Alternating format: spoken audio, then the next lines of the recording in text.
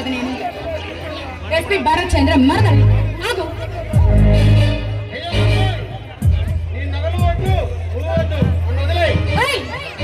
ఆగు. మర్యాదగా లేదంటే కాచి పడేస్తాను. జాగ్రత్త. మాస్క్ తీస్తావా లేదా? తీ. బాబా ఏంటి బాబా నువ్వు?